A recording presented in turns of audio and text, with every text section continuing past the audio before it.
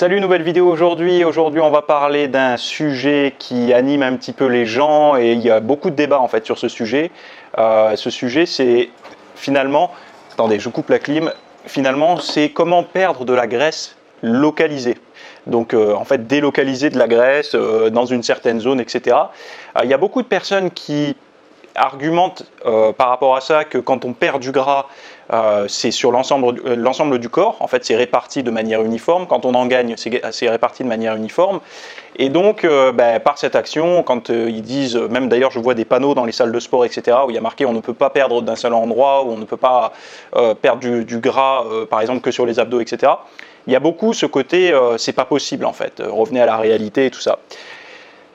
Moi, je pense que le débat, il ne devrait pas être sur ça, mais il devrait être sur un petit peu, de prendre un petit peu de recul par rapport à cette situation et d'analyser un petit peu déjà comment nous on est fait. Admettons, moi je me prends moi typiquement, par le passé je stockais beaucoup sur le ventre, assez peu finalement sur le haut du corps, beaucoup sur le ventre, très peu sur les bras et très peu sur le bas du corps également. Donc du coup, on peut se dire une chose, c'est que la répartition graisseuse, déjà, elle n'est pas uniforme. Ça, c'est le premier point. La répartition graisseuse n'est pas uniforme. On n'a pas le même taux de gras sur les mains. Vous voyez là, les mains toujours en mouvement. On n'a pas le même taux de gras ici que sur le ventre. Alors certainement qu'il y a une piste à explorer du côté des zones tranquilles. Qu'est-ce que j'appelle une zone tranquille? C'est une zone qui va être moins en mouvement, où les muscles en fait, qui l'entourent, etc., vont être moins en mouvement. Il y aura moins de circulation sanguine. Donc pour le ventre, peut-être les jambes pour les femmes ou les fesses, encore que les jambes, quand on marche beaucoup, elles sont quand même en mouvement. Mais on voit qu'il y a quand même un ratio, en fait, au niveau du taux de gras, qui est différent en fonction des zones. Il y a des gens, ça va être les poignées d'amour, le bas du dos, etc. Sauf que il y a eu pas mal de recherches qui ont été faites sur le sujet, notamment par rapport au régime alimentaire et au type de pratique sportive. Et j'avais même vu une étude récemment qui montrait que les cavalières, donc les femmes qui font du cheval, quoi, avaient tendance à avoir, ils ont pris des groupes témoins, ils ont pris des cavalières, etc. Et ben elles avaient tendance à avoir moins de gras, à poids de corps égal, moins de gras répartis sur le bas du corps. Donc du coup sur les zones en fait qui étaient plus souvent en tension.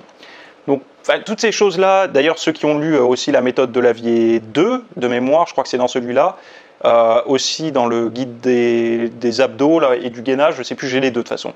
Gundil en parle aussi de ça, de ce côté de perte de graisse localisée avec les muscles qui sont en mouvement autour de la zone cible, enfin autour ou sous la zone cible. Donc tout ça, on commence à se dire, ok, il y a des possibilités, mais est-ce que c'est immédiat? Est-ce que c'est sur le long terme, le moyen terme, etc. Déjà, je pense que maintenant, quand on vous dit ça, ou quand quelqu'un vous dit c'est pas possible, déjà, vous pouvez vous dire son niveau de connaissance, malheureusement, il est peut-être égal au vôtre, voire en dessous du vôtre.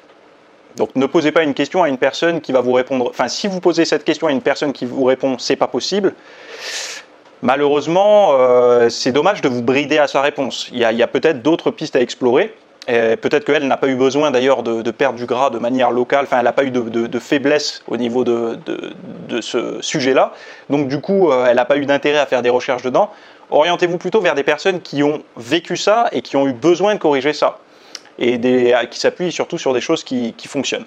Donc bref, tout ça pour vous dire que dans la vidéo qui va suivre, on va voir plein de choses. Je ne vais pas les citer là, mais on va voir moi comment j'utilise les principes que j'ai appris. Alors, je reprends. Alors,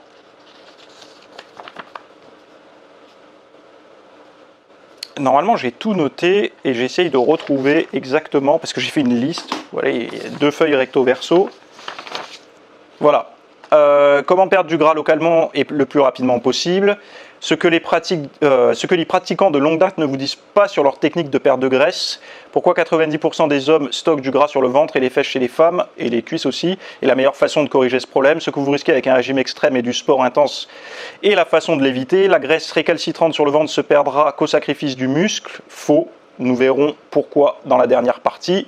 La méthode Fitness Smith, alors j'ai donné un nom, mais bon, c'est une méthode, voilà, elle n'est pas propriétaire. En 10 étapes, non, 9 étapes, attendez. Oui, c'est ça, en 9 étapes, pour perdre la graisse localement sur l'abdomen, les cuisses ou les fessiers sans s'épuiser ni se sous-alimenter. Et en bonus, j'ai mis 3 plantes que j'utilise en ce moment pour la rétention d'eau, la perte de graisse, etc. Donc, vous voyez tous ces points-là, j'essaie finalement de regrouper le maximum de questions que vous avez eues par rapport à cette problématique-là et d'en faire quelque chose de cohérent. Je vais argumenter longuement dans la vidéo et pour finalement que ce problème ne soit plus un problème pour vous. Le but, c'est ça, c'est que le problème du gras localisé ne soit plus un... Ça peut être un problème réel, mais pas une question, un doute par rapport à ça. Et au moins, vous aurez les réponses. Et d'ailleurs, j'ai fait le plan, en fait, c'est plein de questions à vous poser comme ça, répondre, etc. pour pouvoir justement analyser au mieux votre situation, pour pouvoir déclencher une progression, on va dire, positive. Donc voilà, tous ceux qui sont abonnés, la vidéo continue d'un coup. Pour tous ceux qui ne sont pas abonnés, vous avez le lien en description et ça démarre maintenant.